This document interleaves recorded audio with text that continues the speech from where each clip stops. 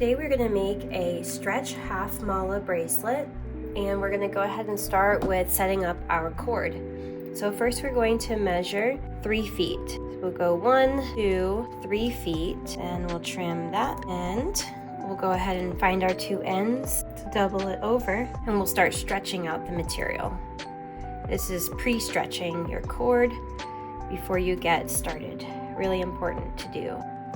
Next, we will add our V-shaped needle. You can see it looks like a V.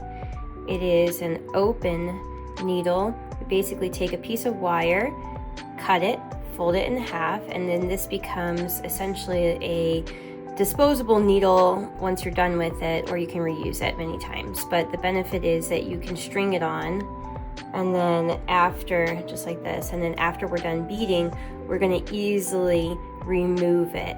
The reason we need to do this is because the other types of needles that we use have a closed loop on the back, and there wouldn't be a way for us to remove it after we do our beading. And now we are ready to string on our beads.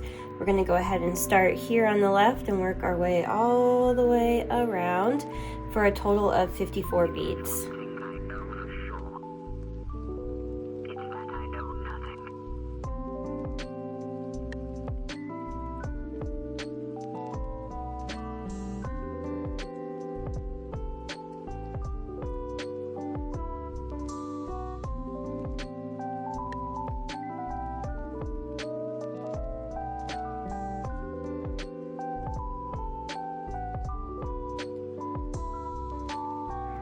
All right, now that we've strung our 54 beads plus our guru bead, we will go ahead and finish tying off the knots.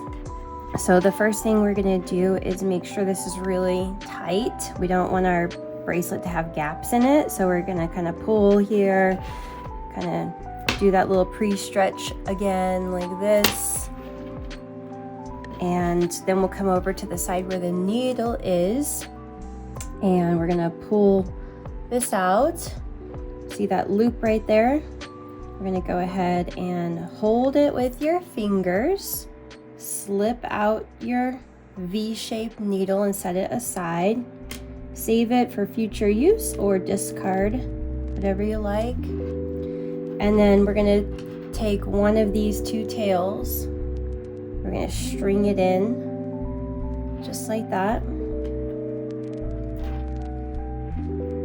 And now pull gently.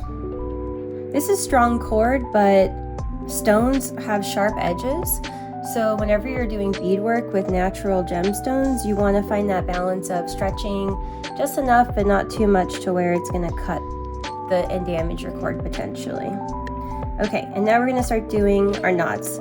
Now this is a square knot, which is basically the same as how you tie your shoes. And we can do as many as we like. Some people also like to do kind of a double square knot. I'll show you what that looks like. Basically go around once, then we go around twice.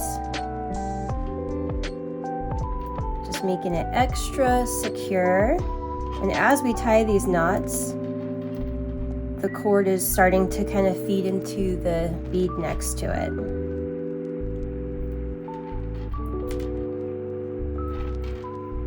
The benefit of this technique is that it's considered a more professional way to make a stretch bracelet, and you're able to use double the cord for better strength, and then also you can hide the knot inside of a bead when you're done. So that's why we're doing this technique today. All right, let's go ahead and get our scissors and find a spot to cut right about this far. You don't want to cut it too short, or you risk the chance of the cord coming unraveled and your knots coming undone. So you want to have just a little bit of tail there. And then you're going to go ahead and just push that into one of the neighboring beads. So let's see which one wants it. There we go. So we kind of slid it right into there. And give it a good stretch all around. And there you have it. half mala stretch bracelet.